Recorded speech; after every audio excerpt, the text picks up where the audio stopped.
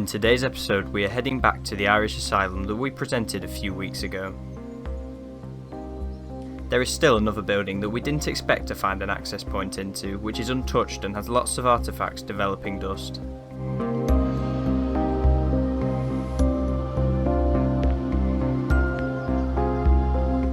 We experienced many surprise discoveries in the hospital, including some confidential remnants that shouldn't still be inside.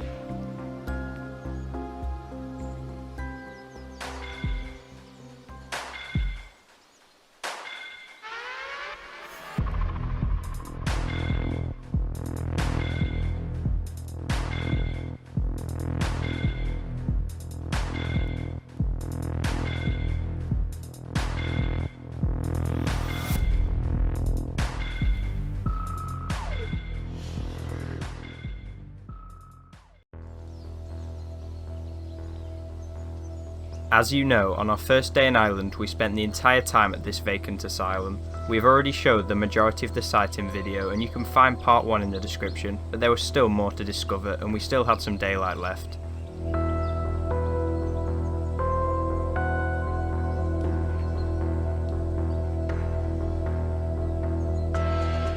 So many buildings reside at the expansive hospital site, a mortuary, a gym and 2 churches to name a few, as it was designed so all the necessities were on hand for a patient to spend their entire lives here without leaving. However, although some of them we wouldn't have minded visiting, a lot of them are inaccessible. Luckily the site was full of dog walkers who didn't seem to bat an eye at us as we walked from building to building searching for an entry point.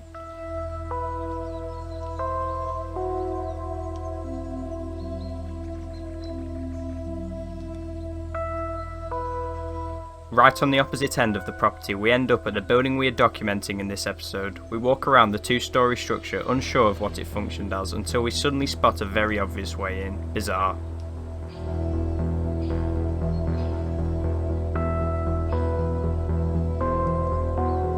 Once we've slipped inside, our first task is working out what the facility once was. Due to the bottom floor being boarded tight, we begin upstairs, immediately noticing the bright coloured walls and perfectly natural decay.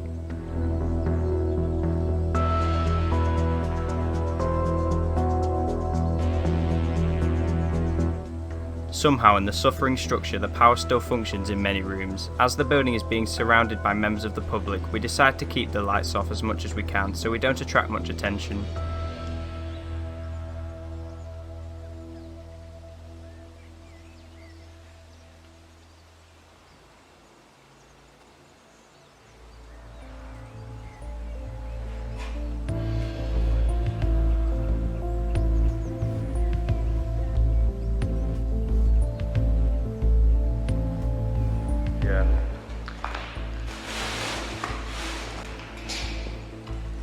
I don't know, to be honest. Could be like, I don't know, because why would there be in a bag if it was a yeah, that's what I mean. It's a quality centre. This hospital structure has already surprised us with the likes of decay and functioning light fittings, and there is still a long way to go as the building was constructed as a long corridor with rooms leading off.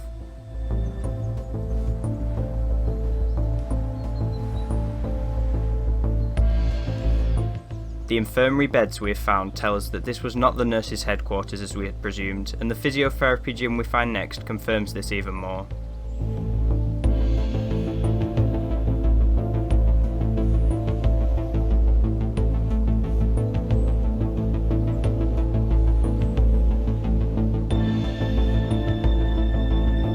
The decay in the building was of the minimal amount, which is my favourite level of deterioration. We also noticed the architecture of the hospital was that of some of the older asylums in England that have long been demolished. Therefore, we think this will be the closest we come to finding somewhere like them.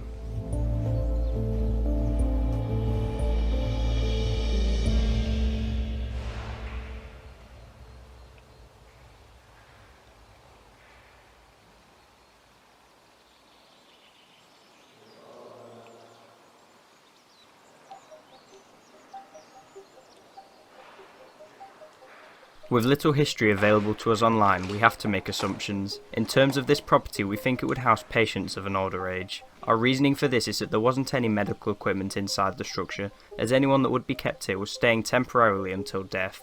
We know the building held patients because of the cell-like rooms we were beginning to find. Again, we cannot say exactly when this section of the asylum shut its doors, but we can suggest it was around Christmas time because of the decorations, in the early stages of this decade.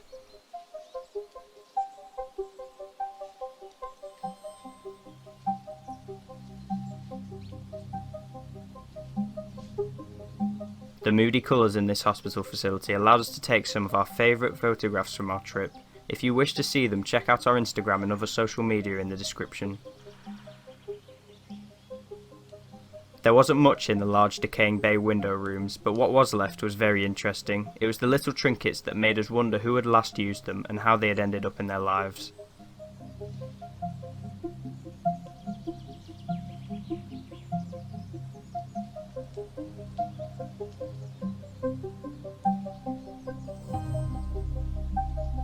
Down one corridor we were set to make our most interesting discovery during this exploration. The lettering itself makes you ask the question, why were these files left here for anyone to see if they contain confidential information about someone's life? In categorically arranged boxes, documents sat offering patient reports from their day-to-day lives spent inside the asylum. This appeared to be the mail room from the labels on the boxes, and the data was split between the hospital wings, meaning there was over 300. 187 psychiatric admissions.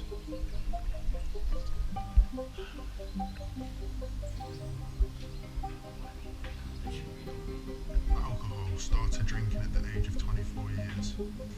20 to 30 cigarettes a day.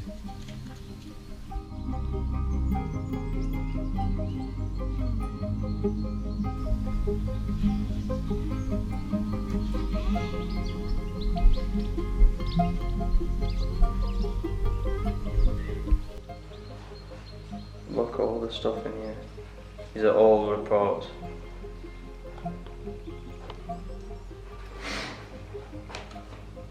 That's from 1984, these ones.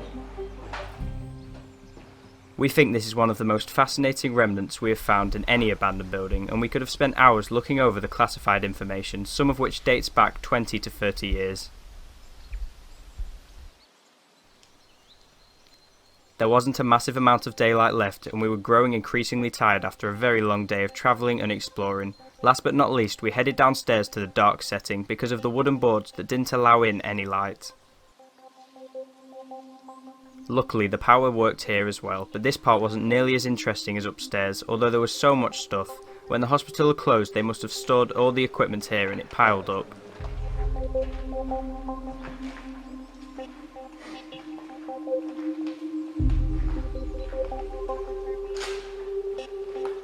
This is like everything that was in it.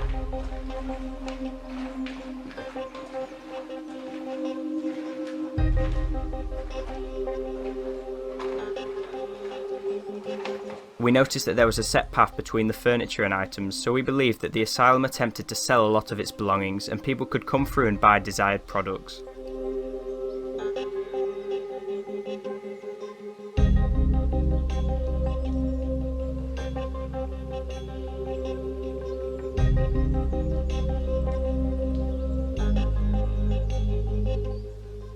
The hospital's reception nested on the bottom floor, surrounded by the usual religious pictures that we had seen at almost every abandoned site so far in Ireland.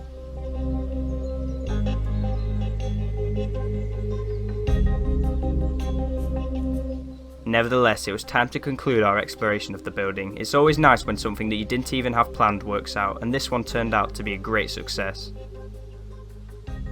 We know the larger structure in the asylum site is the Irish equivalent of a listed building, but as for this smaller one, we don't know. Its future is uncertain, but currently it sits silent as a reminder to the country's darker times.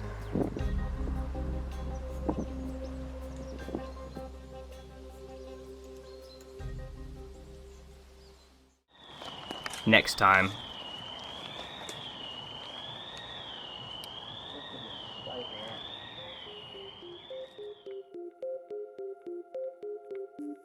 We are taking a short break from uploading videos from our Irish trip, although there is still the best to come.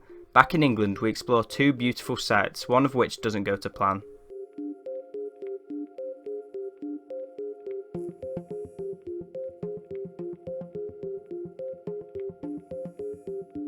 Thanks for watching our latest video. We now have a website where you can see photographic reports of the abandoned locations we visit months before they are posted to YouTube. Head over to abandoned.co.uk to find out more. See you next time.